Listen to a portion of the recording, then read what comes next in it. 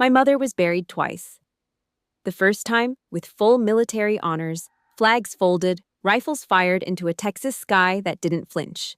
The second time, quietly, while I was 8,000 miles away serving as a JAG Corps captain in Poland, my father took the emergency military power of attorney I had signed in good faith and used it to secretly unearth her remains from the family plot she had been promised. Then handed her Purple Heart and her service medals to his new wife's daughter to use as props for a social media campaign. And when I came home and asked why my mother's headstone was gone, he slid a $5 HEB keychain across the kitchen counter, told me I was too emotional, and waited for me to thank him. My name is Janae Robles. I am 34 years old. I stood in the kitchen of my father, Thomas Robles, 62 years old, a commercial property manager in San Antonio, the kind of man who understood the fine print of a lease better than the heart of his own daughter. And I felt the heavy, humid heat of South Texas pressing against the windows while my world became unmoored. I stared at that cheap piece of plastic, a promotional giveaway from some high-end development in the Pearl District. And I realized that for 14 years, I had perfected the art of the quiet daughter, the one who stayed out of the way and kept her head down while he rebuilt a life that didn't seem to have a chair at the table for me. I think most women who grew up in families where peace was bought with their own silence know exactly what that feels like. When you tell yourself you are being the strong one, because you don't want to be the reason your father looks even more tired than he already does. I had just returned from an 18-month deployment in Poland, still carrying the weight of the army in my posture and the red dust of a foreign assignment in my soul. And I watched him slide that keychain across the granite countertop as if it were a shield against the questions he knew were coming. I looked at his face, the way his eyes avoided mine and fixed instead on his St. Mary's University alumni mug. And I realized that every time he had told me over the phone that the family plot in Alamo Heights was being renovated, he was actually buying himself one more day before the truth caught up with him. The pattern had been set long ago, starting the day my father married into a new life and decided that my memories were an inconvenience to the domestic harmony of my stepmother, Beverly Robles, 59, a senior pharmaceutical rep who knew exactly how to manufacture a reality that suited her needs.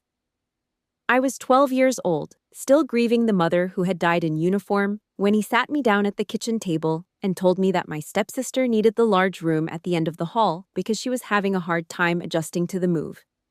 He told me I was older, that I was the resilient one, and so I packed my life into garbage bags and moved into the small guest room next to the water heater, a space with no windows and a door that never locked properly. I nodded then because I didn't want to be a burden, and that became the rhythm of my life. She got the new winter coats while I wore her hand-me-downs. She got the driving lessons while I was given a bus pass. And she got the grace to be fragile while I was expected to be made of stone. We lived in a house where everything looked perfect from the sidewalk, with a manicured lawn and a blessed doormat. But inside, I was being liquidated piece by piece, my history sold off to pay for someone else's comfort. The only person who truly saw me, the one who never once let the dust settle on my mother's name, was my grandfather, Arthur Robles, 82, a retired civil engineer who believed that a person's word was a binding contract and that a family's legacy was the only thing worth defending. Every summer, when the house in San Antonio felt too crowded with people who didn't know my mother's favorite hymn, I would drive up to his small ranch where he taught me how to sand wood and how to keep my head clear when the wind started to howl. He was the one who encouraged me to go to law school, the one who stood the tallest when I took my oath as an officer, and the only one who promised me that the family plot, where my mother was laid to rest with full military honors, would always be my anchor. I trusted that promise with everything I had, just as I trusted the legal document I signed before leaving for my deployment, thinking it was a tool for my father to manage the affairs of my grandfather if his health flickered while I was gone. But as I stood in that kitchen, holding that keychain from a real estate office, the silence between my father and me wasn't just empty space. It was a vault filled with the things he was too afraid to say out loud.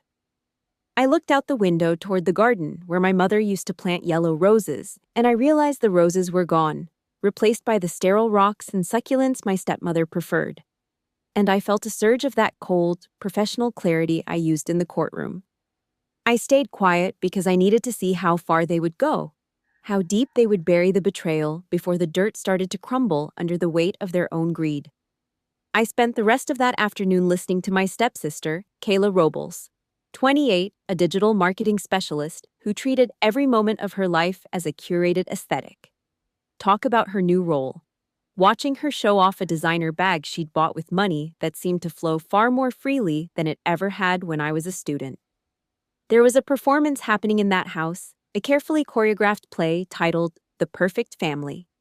And I was the only one who hadn't been given a script, standing there with my mother's honors probably tucked in a drawer somewhere being used for a photo shoot while I was told to be grateful for a piece of plastic. I thought about my grandfather and how he had sounded on the phone during my last month overseas. His voice had been thin and guarded, as if he wanted to tell me something but was worried about who might be listening on the other extension. He had mentioned that he felt like he was being pushed out of his own history. But when I asked him what he meant, my father had grabbed the phone and told me the old man was just having a confused episode and that I shouldn't take his rants at face value. I realize now that my silence during that deployment wasn't just a choice. It was a mistake that cost me the one thing I was supposed to protect. And the heat of San Antonio began to feel like a fever as I realized the renovations at the family plot weren't about fixing headstones. They were about erasing the only woman who had ever truly loved me from the very ground she was promised. And as I looked at the smug, artificial smile of the woman who had replaced her, I knew that the truth didn't just need to be told. It needed to be documented, and I was exactly the kind of lawyer who knew how to make the evidence speak.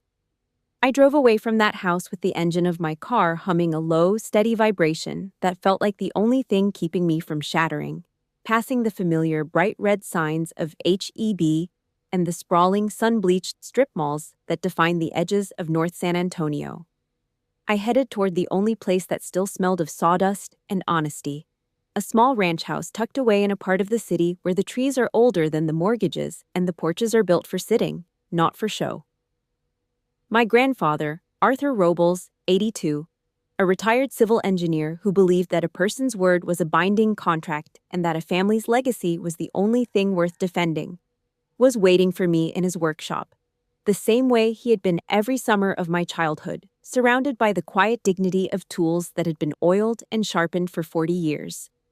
He didn't live in a glass and steel high-rise in the Pearl District like the ones my father was always trying to manage, and he didn't care about the market value of the dirt he stood on, because to him, land was something you held in trust for the people who came after you. I walked into that workshop and the scent of cedar hit me like a physical hand on my shoulder, a reminder of a time when the world made sense and a daughter's place in her father's heart wasn't something that could be traded away for a better social standing or a quieter dinner table.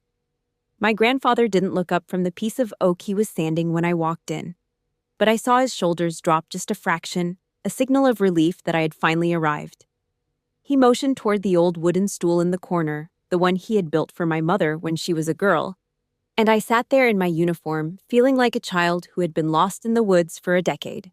We didn't talk about the keychain or the empty kitchen I had just left, because in this house, we didn't use words to fill the silence when the silence was already telling the truth. Instead, he reached into the pocket of his worn denim apron and pulled out a small tarnished key.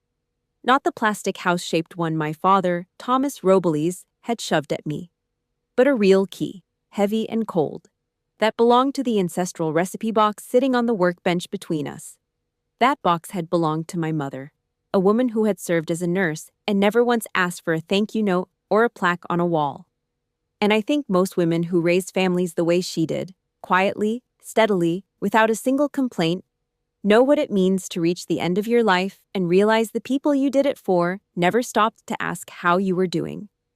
I watched my grandfather open that box, his fingers tracing the handwritten cards inside, the ones with grease stains from Sunday dinners and notes in the margins about which neighbor liked their brisket a little leaner. This was the receipt of her life, a collection of sacrifices that had never been turned into a ledger. And it broke something inside of me to realize that my father had treated these items like clutter that needed to be cleared away to make room for the new life my stepmother, Beverly Robles, wanted to curate. He looked at me then, his gaze heavy with the weight of everything he had been forced to watch from the sidelines. And he told me that he had spent the last 18 months trying to keep the dust from settling on these things while I was away. He told me about the afternoons he had spent sitting in his rocking chair, watching my father and the woman he married move through the old house like they were conducting an estate sale for a person who had spent a lifetime serving others. He described the way they had talked about simplifying and moving forward, words that sounded like progress but felt like an erasure. And I realized that while I was defending the law in a courtroom thousands of miles away, my grandfather was fighting a lonely battle to keep my mother's name from being whispered into a grave that no longer existed. He reached deeper into the box and pulled out a stack of letters, the ones I had written to my mother when I was at training. And he told me that he had found them in a trash bag in the garage 3 months ago. The thought of my own words, my own history, being discarded like junk mail by a man who was supposed to be the keeper of our family flame made the air in the workshop feel thin and cold, despite the Texas sun baking the roof above us. I sat there thinking, I kept my mouth shut for 14 years because I didn't want to be the one who caused trouble. I didn't want to be the reason my father looked more tired than he already did. And I think most people who grow up in families that value a fake sense of peace know exactly what it costs when you make that calculation. I had convinced myself that my silence was a form of strength, a way to protect the fragile harmony of a blended family. But as I looked at the hand-stitched heirloom quilts thrown in a corner of the workshop, I realized my silence had been a permission slip for them to treat me as if I didn't exist. My grandfather set his hand on mine, his skin like parchment over steel, and he asked me if I remembered the day we buried my mother at the National Cemetery, the way the flag had been folded, the way the bugle had sounded in the still morning air. He told me that my father had already sold her antique Tiffany jewelry and her service medals to pay for the interior designer of the new condo, and then lied that they were lost during a plumbing leak. The betrayal wasn't just about the dirt or the headstone. It was the way they had taken the physical symbols of her sacrifice and turned them into ornaments for a life that held no room for her.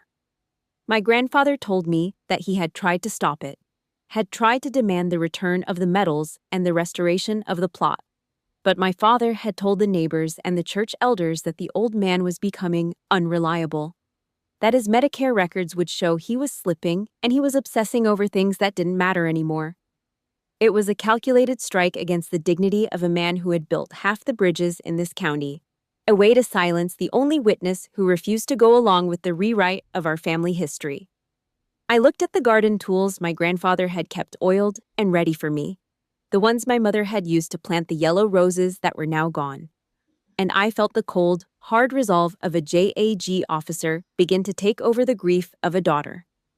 I realized then that he wasn't just holding on to a recipe box, he was holding on to the evidence of a crime that no one else was willing to name, and he was waiting for me to be the one to bring the charges. I left the quiet warmth of my grandfather's workshop that night with my mother's rescued letters tucked into my bag like fragile evidence from a crime I wasn't yet allowed to prosecute. The scent of cedar still clinging to my uniform as I drove back toward the city lights of San Antonio. The next morning, I sat in a small coffee shop near Fort Sam Houston, a place where the air usually hums with the professional shorthand of officers and the low murmur of people who understand that duty often requires a kind of silence that civilians never have to learn. I was waiting for Monica Reed, 35, a paralegal with a civilian firm downtown who had spent years helping me navigate the dense thickets of administrative law, a woman who looked at a stack of documents the way a hunter looks at a trail of broken branches. She sat across from me, her eyes already scanning the small silver real estate keychain I had set on the table. And I think most women who have spent their lives in professional circles where they had to fight for every inch of respect know the feeling of a cold clarity settling in when you realize someone has been counting on your exhaustion to keep you quiet. I watched her pick up that piece of plastic, her fingers tracing the logo of the high-end development firm in the Pearl District, and I felt that familiar, hollow ache of an unanswered phone call from the night before when I had tried to reach my father to ask about the family plot. Monica Reed didn't say anything at first. She just pulled out her phone and started a search, her movements efficient and devoid of the sentimentality that had been clouding my own judgment since I stepped off that plane. I had spent years telling myself that my father was doing his best, that the blending of two families was a complicated architecture that required someone to be the foundation, and usually that someone was me, because I was the one who was strong enough to carry the weight of the silence. But as I watched her screen, I realized that my strength had been used as a tool for my own erasure, a way to keep me busy with my duties while the people I loved were busy dividing up the things that should have been my legacy. She stopped scrolling and turned the screen toward me, showing a social media post from my stepsister, Janae Robles, 28, a digital marketing specialist who treated every moment of her life as a curated performance for an audience of strangers. There she was, standing in a sun-drenched living room with floor-to-ceiling windows and a view of the San Antonio River that I recognized instantly, holding a set of keys with the exact same silver logo as the one sitting on the table between us. The caption was a short, sharp strike to my chest. Finally home. Thank you, Mom and Dad, for the best surprise a girl could ask for. New chapter in the Pearl starts today. I sat there looking at that photo of the woman who had spent my teenage years in my bedroom, now standing in the center of the life that was promised to me while she wore my mother's jewelry like it was a cheap costume. Tell me if you would have stayed quiet as long as I did, like and subscribe. Because the address on that Instagram post was exactly where the home my mother wanted for me was supposed to be. I didn't cry, and I didn't raise my voice, because in the JAG Corps, you learn very quickly that anger is a luxury you can't afford when you're building a case. But I felt a profound sense of being gutted by the sheer audacity of the betrayal. It wasn't just that she was in a luxury condo while I was living out of a duffel bag in a guest room next to a noisy water heater. It was the fact that my father had looked me in the eye and told me the deal had fallen through, all while he was signing the deed for the woman who had never spent a single night wondering if she was enough. Monica Reed tapped the table, her voice low and steady, reminding me that the logo on that keychain wasn't just a promotional item, it was a receipt. A physical link between the gift I had been given and the property that had been stolen. She explained that in the world of high-stakes San Antonio real estate, those keys aren't handed out at open houses. They are handed over at closing, usually tucked into a folder full of legal documents that bear the name of the owner. My father, Thomas Robles, had handed me the trinket but kept the title, a move so calculated and cold that it felt like a surgical strike against the very idea of a parental bond. I thought about the letters in my bag, the ones my grandfather had rescued from the trash, and I realized that this wasn't a series of mistakes or a misunderstanding of a confused old man, but a systematic liquidation of my mother's presence in this world. Every choice my father had made since the day he remarried had been a step toward this moment, a slow-motion transfer of assets and affection from the daughter who asked for nothing to the family that demanded everything.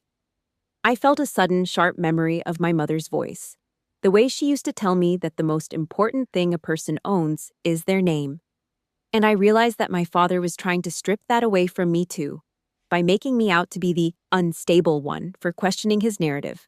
I think most women who have raised a family and kept their own feelings quiet for decades know the specific sting of being told you're the one who is overreacting when you're simply the only one who is paying attention. I looked at the photo of my stepsister again, her smile bright and unburdened, and I felt a sense of pity for her, because she was living in a house built on a foundation of lies, and she didn't even have the sense to look for the cracks. My father had spent years managing commercial properties, ensuring that every lease was ironclad and every tenant was vetted, yet he had treated his own family like a property he could flip for a better return. I realized then that I wasn't going back to that house to be a daughter anymore. I was going back as an officer of the law. And I was going to make sure that the truth didn't just come out, I was going to make sure it was recorded in a way that he could never erase again.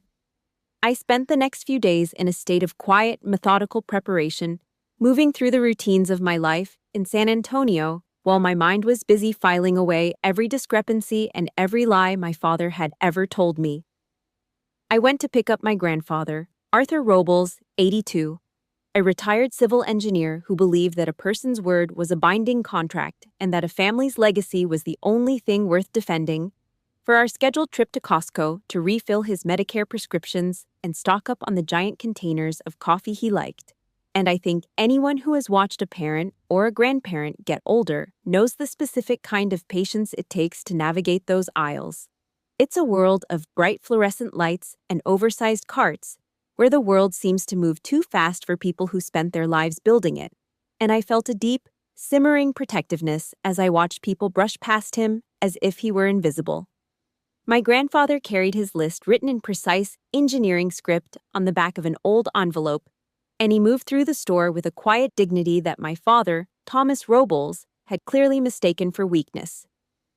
We stood in the long line at the pharmacy, surrounded by the hum of other people's lives, and he leaned in to tell me that he had noticed something else missing from his house after my stepmother had come over for her monthly cleaning. He wasn't talking about a missing tool or a misplaced book this time. He was talking about the antique Tiffany jewelry and the hand-stitched heirloom quilts that had been the pride of my mother's life and the only things she had left for me. These weren't just objects with a high resale value at a San Antonio boutique. They were the physical thread of our family history.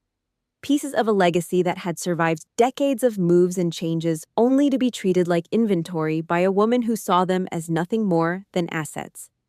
My grandfather told me that when he asked my stepmother, Beverly Robles, where the jewelry had gone, she told him that it had been lost during a plumbing leak in the basement and that the insurance company had already settled the claim. It was the same rehearsed concern she always used, the kind of professional sympathy a pharmaceutical rep uses to sell a drug they know has side effects, and it made my skin crawl to realize how long they had been liquidating my history while I was away. We drove back to his house in the quiet heat of the afternoon, the car filled with the scent of bulk detergent and the rotisserie chicken we'd bought, and I sat there thinking about the sheer greed required to strip a dead woman's daughter of her memories. I thought about the thousands of billable hours my civilian colleagues would charge to untangle a mess like this. But for me, it wasn't about the money. It was about the fact that they were trying to erase the very ground I stood on. I helped my grandfather organize his pill organizer for the week, a ritual of tiny plastic doors and colored tablets that felt like the only thing he could still control. And I realized that the people around him were treating him like he was already gone. They were making decisions as if his voice no longer carried any weight, as if his age had erased the 35 years of civil engineering and the bridges he had built that still stood across the rivers of this state. My grandfather reached out and touched the sleeve of my uniform, and he told me that he had seen my stepsister wearing one of my mother's gold lockets in a photo she had sent to the family group chat. He said he recognized the clasp, the one my mother had fixed herself with a piece of wire when we were living in a small apartment near Lackland Air Force Base, and the realization that they were wearing my mother's life like a costume made me feel a kind of cold fury I hadn't felt since my first week of training. It was a calculated act of theft, a way to claim the identity of a woman they had never respected, and I think most women who have held something painful for years before saying it out loud know that the moment you finally speak, the weight of the silence is almost unbearable. I told my grandfather to keep his receipts and to keep his eyes open because I was starting to see the pattern in the way my father had been managing his affairs.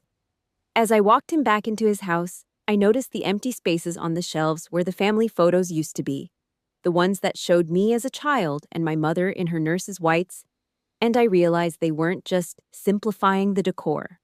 They were preparing for a future where I was no longer a part of the family narrative. A future where my mother's sacrifice was a story they could tell to make themselves look better while they enjoyed the rewards of a life they hadn't earned. I looked at the way my grandfather navigated his own living room, his hands brushing the furniture as if he were reacquainting himself with his own home, and I felt a profound sense of urgency to stop the erasure before there was nothing left to save. I realized that the keychain wasn't the end of the story. It was just the first piece of paper in a file that was going to expose every forged signature and every stolen heirloom they thought they had buried. I spent the following morning at the bizarre county clerk's office, a place where the air is heavy with the scent of old paper and the quiet, bureaucratic machinery of San Antonio property law. And I stood there in my civilian clothes feeling the weight of my JAG credentials in my pocket like a concealed truth. My father, Thomas Robles, 62, a man who had made a career out of managing the fine print of commercial leases, had always taught me that paperwork doesn't lie even when people do. And I think most women who have spent their lives following the rules and doing the right thing know the specific, gutting clarity that comes when you realize the rules were only meant for you. I stood at the high wooden counter, watching the clerk, an older woman with kind eyes and a San Antonio Spurs lanyard around her neck, scroll through the digital archives. And I felt a profound sense of isolation, as if I were the only person in the city who knew that the map of my life had been redrawn while I was serving my country. I had given my father a military special power of attorney before I left for my deployment, a document intended to let him sign for my car registration or handle a medical emergency for my grandfather. But as the clerk pulled up the filing for the condo in the Pearl District, I saw my own signature staring back at me on a document I had never seen before. It was a transfer of title, a deed that moved a $450,000 property from my grandfather's name directly into the name of my stepsister, bypassing me entirely. And it had been executed using that very same power of attorney just 3 months after I arrived in Poland. I sat in that fluorescent-lit record room holding a certified copy of the document my father used to trade my mother's final piece for a condo view. If that breaks something in you the way it broke something in me, tell me if this sounds like someone you know, like, and subscribe. Because what I found out next about how long my stepmother had planned this is something I still can't say without stopping. I felt the cold, hard edges of the paper against my fingertips, and I realized that the renovations at the cemetery were the same kind of legal fiction, a way to use my own authority to move my mother's remains to a neglected corner of a public graveyard just to make room for people who had never even met her. It was a calculated liquidation of my mother's dignity, an irrational act that destroyed the only sacred ground I had left. And I think most women who have raised children and kept the family history alive in their hearts know that when you move a mother's grave without her daughter's consent, you aren't just moving dirt. You're trying to bury the daughter's right to exist. I drove from the courthouse to my father's suburban house, the one with the blessed doormat and the perfectly manicured lawn that now felt like a stage set for a life I was no longer invited to inhabit. I walked through the front door without knocking, a right I still technically held but felt like a trespass. And the house was quiet except for the hum of the high-end Sub-Zero refrigerator and the distant sound of the neighborhood leaf blowers. I went straight to the built-in shelving in the library, where my father kept the small, velvet-lined box that was supposed to hold my mother's Purple Heart and her service medals. And my breath hitched when I found it sitting behind a row of modern real estate journals. I opened the lid, expecting to see the familiar gold and purple ribbon that represented everything my mother had given for this country. But all I found was an empty jewelry box, its silk lining indented where the medals had rested for 20 years. The physical symbols of her sacrifice were gone, and I realized with a sickening jolt that my stepsister, Janae Robles, hadn't just used the medals as props for a marketing campaign. She had treated them like disposable accessories for a life built on a stolen foundation. I sat on the edge of my father's mahogany desk, the very place where he likely signed the forged documents, and I looked at a framed photo of the 4 of them: my father, my stepmother, and my stepsister, all smiling at a gala at the Vita Museum, looking for all the world like a family that had never known a day of true hardship. I was nowhere in the frame, a missing daughter who had been replaced by a more convenient version of family unity. And I think most women who have sacrificed more than they were ever thanked for know the feeling of looking at a family photo and realizing they were only ever the one holding the camera. My stepmother, Beverly Robles, had orchestrated a world where I was an outsider in my own bloodline, using the professional language of instability and fragility to explain away my absence while she systematically dismantled my mother's legacy. I felt the weight of the JAG file in my mind, the legal precedents for breach of fiduciary duty and fraud. And I knew that I wasn't just looking for an apology anymore. I was looking for a reckoning. I heard the garage door open, the heavy mechanical rumble signaling my father's return from his office, and I didn't move from his desk. I didn't hide the documents, and I didn't soften my expression. I stood there as he walked into the room, still wearing his expensive tailored suit and carrying the air of a man who believed he was in control of every narrative in this city. And for a second, I saw the flash of panic in his eyes before he smoothed it over with that practiced, fatherly smile.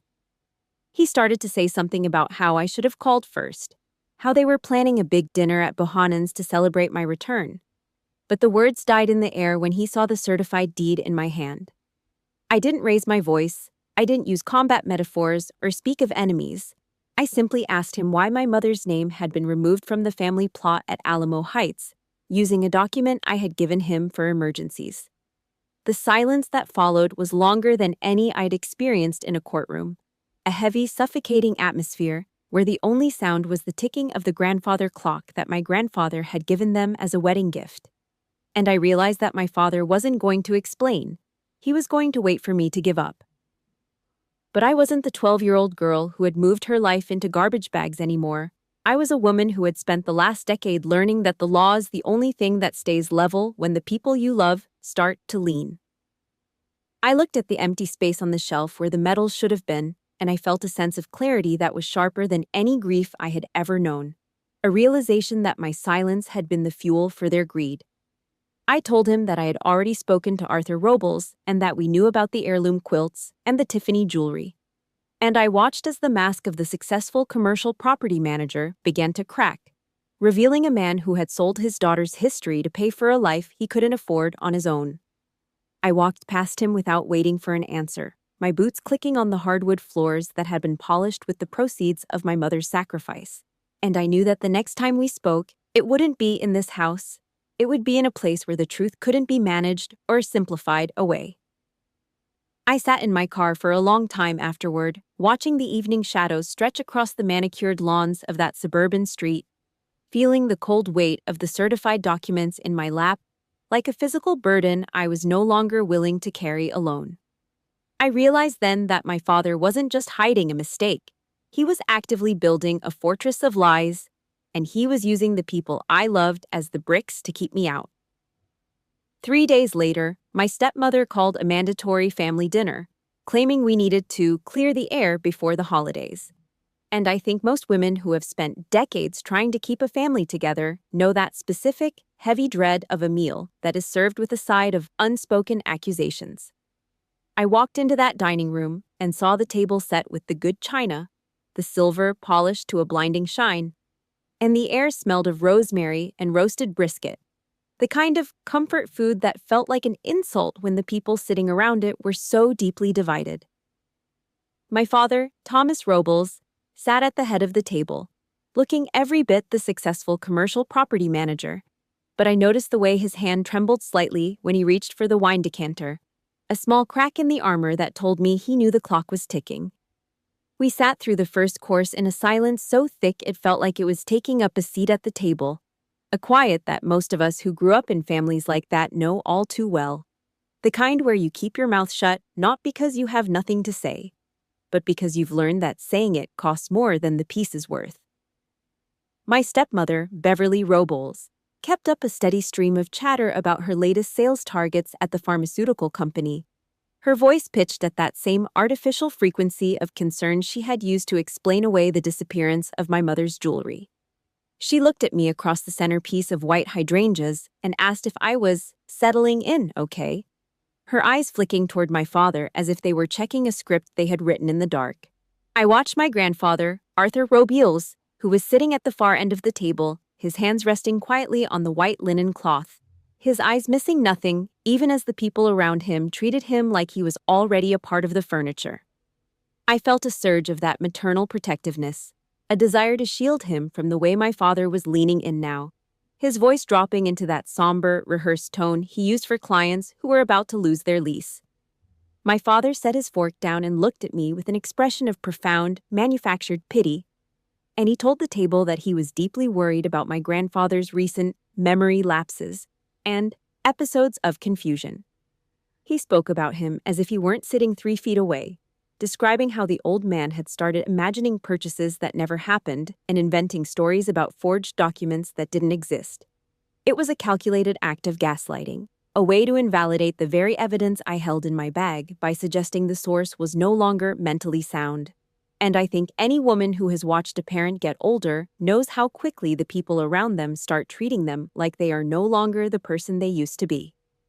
Thomas told us that he had consulted a specialist who suggested that sundowning was becoming an issue. and that my grandfather might need to be moved to a facility where his fantasies wouldn't cause so much stress for the family. The irrationality of it was staggering. He was willing to institutionalize his own father just to keep the title to a condo in the Pearl District, a move that negated every value of family unity we were supposed to be celebrating. I sat there thinking, I have spent my entire career as a JAG officer defending the truth, and yet here I am, sitting at a table where the truth is being treated like a symptom of a disease. I felt the sharp sting of the silence we kept, the years of nodding along and pretending everything was fine just to avoid a scene. And I realized that my own silence was being weaponized against the only man who had ever truly stood up for me. I looked at my stepsister, who was carefully avoiding my gaze while she moved her green beans around her plate, and I wondered if she realized that the house she was living in was paid for with the dignity of the man who had taught her how to ride a bike. Beverly reached out and patted my grandfather's hand, her smile never reaching her eyes, and she told him that it was okay to be confused and that they were going to take care of everything so he wouldn't have to worry his tired head anymore. It was the most dishonest kind of kindness, a velvet glove over an iron fist, and I felt a profound sense of being gutted by the realization that my mother's husband was capable of this level of cruelty. My grandfather didn't argue, he didn't shout, and he didn't try to prove his sanity to a room full of people who had already decided he was a liability. He simply looked at me, and in that look, I saw the same sharp, engineering mind that had calculated the stresses on every bridge he ever built. He knew exactly what they were doing, and he knew that his only hope was the daughter who was sitting there with a law degree and a heart full of unresolved grief. My father shifted the conversation then, talking about the upcoming Christmas dinner at their house and how he wanted it to be a fresh start for everyone, a way to put the misunderstandings of the past year behind us. I realized then that the invitation to Christmas wasn't an olive branch. It was a trap, a way to get us all in one room where they could manage the optics of my grandfather's decline in front of the extended family. I looked at the roast on the platter, now cold and unappealing under the glow of the chandelier, and I knew that the meal was over long before the dessert was served. I told my father that I would be there for Christmas, and I watched the flash of triumph in Beverly's eyes, a look that told me she believed she had won the war of attrition. But as I walked out of that house and into the humid night air of San Antonio, I felt a sense of calm resolve that was far more powerful than any anger I'd ever known. They thought they were preparing for a dinner, but I was preparing for a trial. And I knew that the next time I sat at their table, I wouldn't be the daughter who stayed quiet. I would be the witness they never saw coming. I drove back to my temporary quarters, the lights of the city blurring past me, and I started a mental checklist of every medical record and every bank statement I was going to need to prove that Arthur Robles was the sanest person in that room. I spent the next 3 days in the quiet, focused stillness of my temporary quarters, the glow of my laptop lighting up the room late into the night while I cross-referenced the property codes for San Antonio and the specific regulations regarding the military special power of attorney. I felt like I was back in law school, pulling all-nighters to prepare for a case that felt like a mountain I had to climb. But this time, the billable hours didn't matter because the client was my own history. And the person I was defending was the only man who had never looked through me. I think most women who have reached a certain age know what it means to realize that the person you spent your life trying to please is actually the one who has been holding you underwater. And the moment you finally stop gasping for their approval is the moment you finally start to breathe. I went back to the ranch one last time before Christmas to see my grandfather, and we sat at his worn kitchen table, a piece of furniture that had seen every birth, marriage, and death in the Robles line for 3 generations. And he reached out to pull a heavy, leather-bound volume from the center of the table. It was the family Bible, the kind of book that carries the weight of a century within its pages, where the ink of my ancestors' names had faded to a soft brown and the pressed flowers from long-forgotten weddings still held a faint, dusty scent. He opened it to the very back, where the records of our lineage were kept, and I watched his hands, the hands of an 82-year-old retired civil engineer, tremble just a fraction as he pointed to the entry for my mother. Beneath her name, in a cramped, hurried script I recognized as belonging to my father, was a note that suggested she had voluntarily relinquished her claim to the family burial plot. A lie so blatant and so cruel that it felt like someone had reached into my chest and squeezed. I think most women who have raised a family know this feeling. You see exactly what's happening, you've seen it for years, and you stay quiet because you tell yourself your silence is protecting someone you love. But looking at that stolen legacy, I realized that my silence hadn't protected anyone. It had only made the theft easier for Thomas Robles to finish. My grandfather, Arthur Robles, looked at me and whispered that he had kept this book hidden in his workshop for months because he knew that if my stepmother, Beverly Robles, ever found it, she would find a way to make it disappear just like the heirloom quilts. He told me that he had been holding onto a truth that was rotting him from the inside out, waiting for me to return so he wouldn't have to carry the burden of the vultures alone anymore. We sat there in the late afternoon light, two people who had both been told they were confused or unstable by the people who stood to gain the most from our silence, and I felt a profound sense of the sacrifice without receipt that he had been making to keep our family name from being completely erased. The records from the county courthouse lay in front of me alongside my mother's old letters and the forged signatures that had traded my peace for a condo view. If you've ever had to make a choice like that, tell me if you would have stayed quiet as long as I did, like and subscribe. Because I spent that whole night realizing that the hardest thing I'd ever have to do was stand up to the man who gave me my name.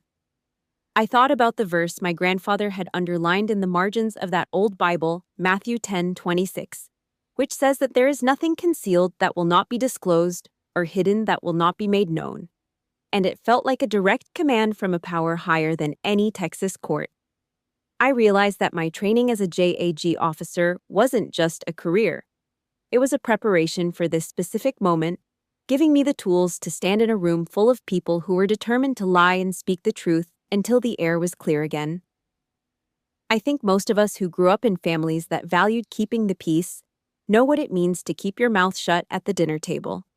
Not because you have nothing to say, but because you've learned that saying it costs more than it's worth. But I was done paying that price.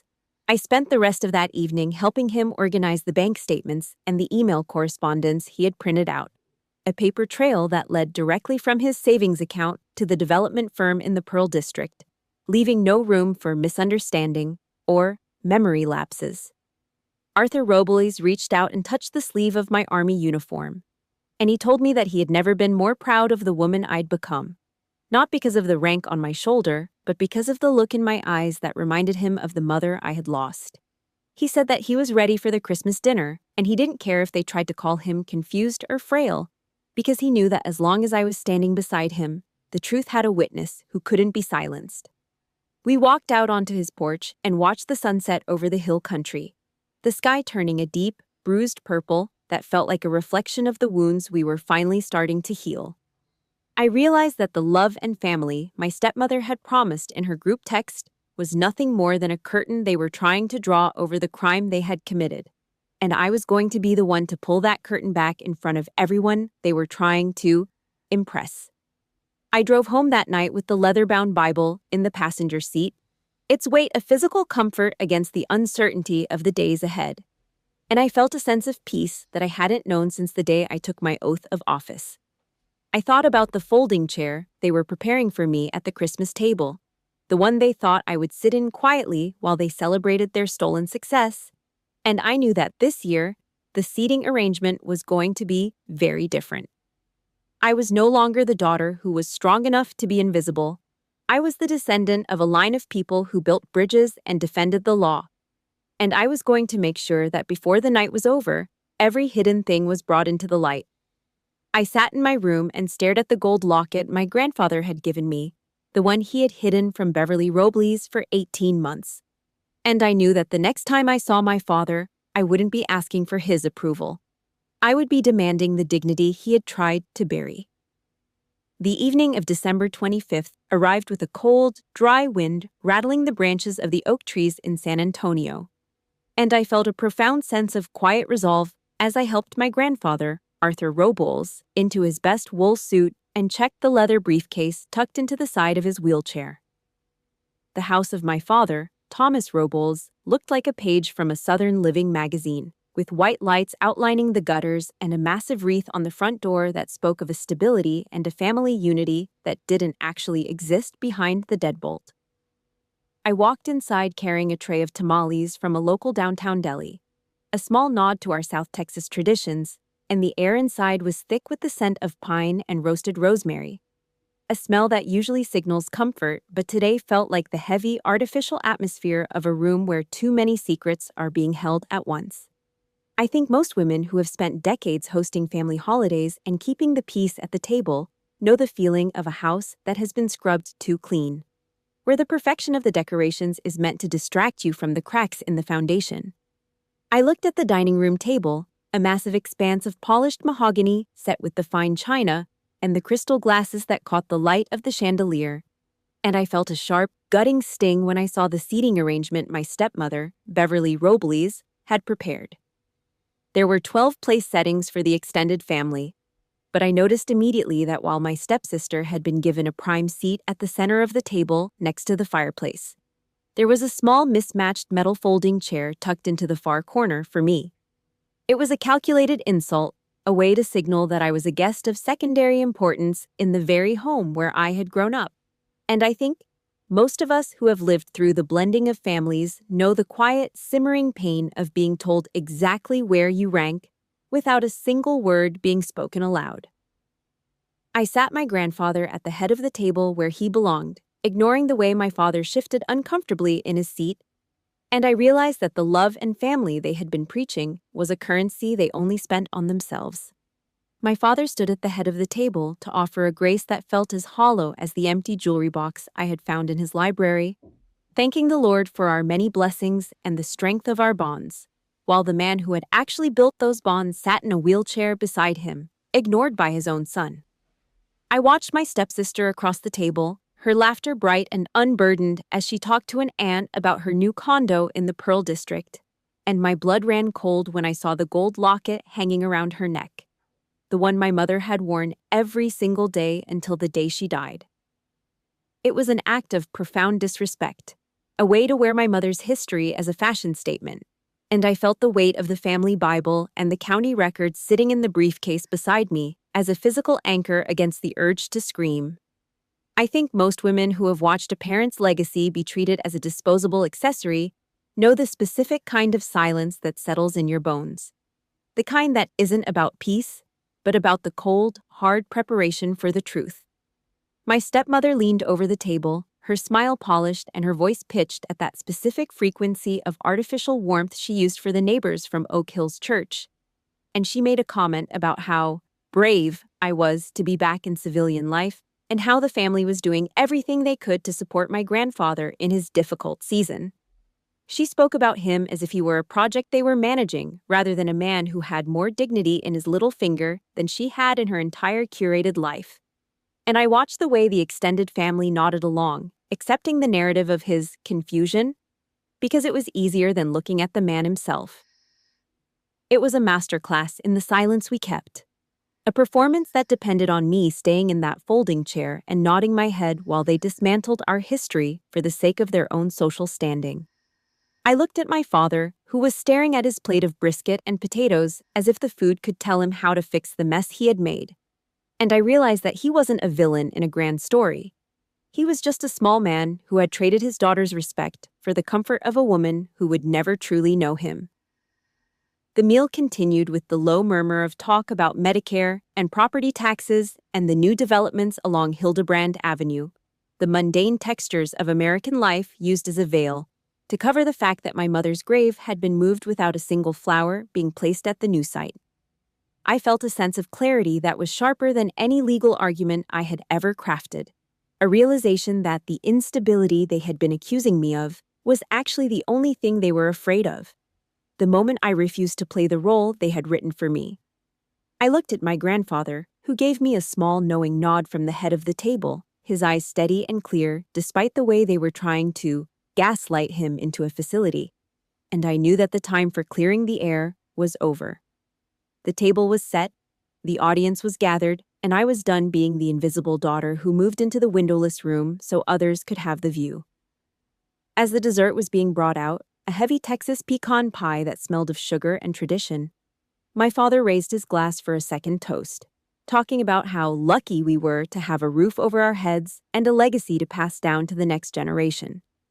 I reached down and unbuckled the brass clips on the leather briefcase, the sound sharp and final in the small pause between his sentences.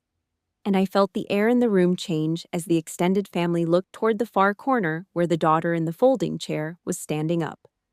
I think most women who have held something painful for years before finally speaking know that the moment you decide to break the silence, the room becomes very, very still. I didn't raise my voice, and I didn't use the language of the courtroom. I simply set the family Bible on the table next to the crystal glasses and asked my father to tell the family exactly whose name was on the deed for the condo that my grandfather had paid for with 40 years of honest work. My father, Thomas Robles, looked at me with an expression that shifted from tanning salon bronze to a sickly ash in a matter of seconds, his hand tightening around his wine glass as if he could crush the truth back into the crystal. The room became so still that I could hear the hum of the high-end refrigerator in the kitchen and the distant, cheerful barking of a neighbor's dog, a stark contrast to the heavy, suffocating atmosphere of a family realization that had been 14 years in the making. I think most women who have spent their lives in professional circles where they had to fight for every inch of respect know the feeling of a cold clarity settling in when you realize someone has been counting on your exhaustion to keep you quiet. And as I looked at him, I realized he had mistaken my military discipline for submission. My stepmother, Beverly Robles, started to lean forward, her mouth opening to offer one of her rehearsed explanations about financial planning and family needs. But my grandfather raised his hand, the hand of a retired civil engineer who knew how to stop a collapse before it became a catastrophe. And the air in the room seemed to freeze. My grandfather, Arthur Robles, didn't look like a confused old man in that moment. He looked like a judge presiding over a final verdict, his eyes steady and clear as he reached for the leather briefcase sitting beside his wheelchair. He clicked the brass buckles open, two sharp, final sounds that cut through the Christmas music, and pulled out a manila folder thick with the certified records I'd helped him organize during those long afternoons in his workshop. He slid a bank transfer receipt across the white linen tablecloth, right past the gravy boat and the half-eaten pie, showing the movement of $412,000 from his savings account to my father's commercial bank account. I watched the extended family, the aunts and cousins who had spent the evening nodding along to the story of my grandfather's decline, as they leaned in to read the memo line that clearly stated the funds were for the purchase of a home in my name.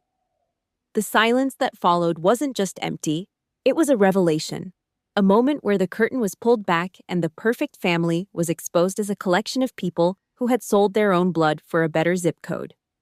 My father tried to speak, his voice thin and fractured, suggesting that the money had been invested to protect my future because I was too unstable from my time overseas to handle the responsibility. It was the ultimate betrayal, the use of my service to my country as a weapon to justify his own theft. And I think most women who have watched a parent get older knows how quickly the people around them start treating them like they are no longer the person they used to be. Or in my case, like I was a liability to be managed. But then my grandfather pulled out the second document, the one that proved my father had used the military power of attorney to forge the transfer of the Pearl District condo into the name of my stepsister. My stepsister, Kayla Robles, sat there with her hand over the gold locket, my mother's locket, looking at her mother as if she were seeing a stranger for the first time, the curated aesthetic of her life crumbling under the weight of a legal reality she couldn't market her way out of.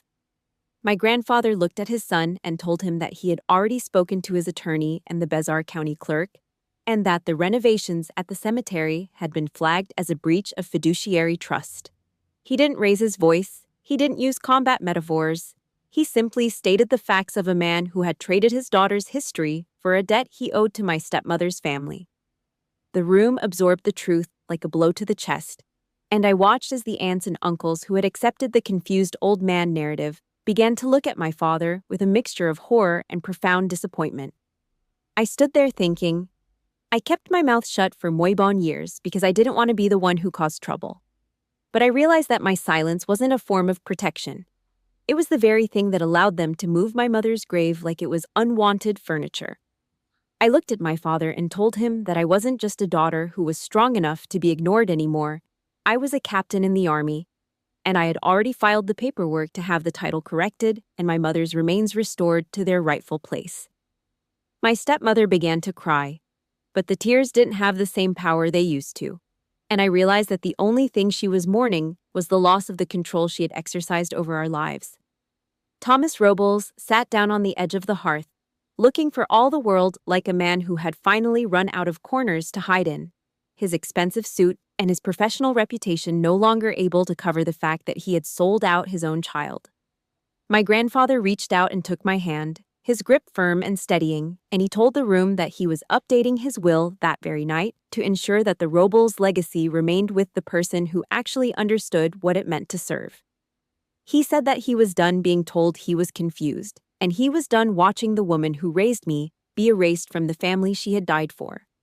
I felt a sense of clarity that was sharper than any grief, a realization that the folding chair they had given me was the last place I would ever sit in that house. I realized that the keychain wasn't just a gift. It was the catalyst for a reckoning that was going to change the shape of our family forever. And as I looked at the broken mask of my father, I knew that the truth didn't just come out, it had reclaimed the house. The aftermath of that Christmas dinner moved through our lives in San Antonio like a slow, steady tide, pulling away the debris of a decade of lies and leaving the bare, honest ground for the first time since my mother passed away. My father, Thomas Robles, 62, the man who believed he could manage the truth as easily as a commercial lease, found his professional standing gutted when the JAG Corps and the local authorities began an official inquiry into the misuse of the military power of attorney. He was forced to surrender his commercial property management license, and the high society circles he and my stepmother, Beverly Robles, had worked so hard to infiltrate at Oak Hills Church suddenly went quiet, their phone calls going unreturned and their invitations to the Vitti Museum galas simply drying up. She lost the reputation she had traded my mother's jewelry to build, her pharmaceutical sales numbers falling as her professional network realized that a woman who would erase a daughter's history was not someone they could trust with their business. I worked through the long, quiet process of the legal system to have the condo title in the Pearl District returned to the control of my grandfather, Arthur Robles, ensuring that the man who had built half the bridges in this state would never again be treated like a project to be managed. We spent the early spring months at his ranch house, where the air still smells of cedar and honest work, and I watched him reclaim his dignity as we sat on his porch and went through the bank statements that were no longer being hidden in a dark library. The most important recovery, however, was not the property or the metals, but the restoration of my mother's final resting place to the family plot in Alamo Heights, where she now rests under the ancient live oaks, her name carved in stone where it was always promised to be. I retrieved her antique Tiffany jewelry from the local shop where it had been sold, and I keep her service medals in a display case in my own home now, not as props for accurate aesthetic, but as the quiet, heavy evidence of a life well lived. My father spent his entire career counting the cost of every transaction and weighing the market value of every relationship. But in the end, he realized that the one thing he couldn't afford was the price of the respect he had stolen from his own child. He had treated the family unity like a property he could flip for a better return, only to realize that when you destroy the foundation, the whole structure eventually collapses, leaving you standing in the ruins of a life that no one else wants to inhabit. I stood in my own living room last week, looking at the sunlight hitting the gold locket around my neck, and I realized that I had spent 34 years waiting for a man to tell me I was enough, when the only approval I ever needed was the one I gave myself the night I finally stood up. I am no longer the invisible daughter who moves into the windowless room to make others comfortable, because I have learned that the truth doesn't need to be loud to be powerful. It just needs to be told by someone who is no longer afraid of the silence. I have my coffee on the back porch with my grandfather every Sunday morning now, and as the light comes up over the Texas hill country, I look at the yellow roses we've replanted, and I know that the silence in this family is finally the kind that comes from peace, not from secrets. If this story meant something to you, share it with someone who needs to hear it today, and like and subscribe. Because there is always someone sitting quietly in a house somewhere right now, holding something painful they have never said out loud, and maybe this is the story that helps them understand they are finally allowed to speak.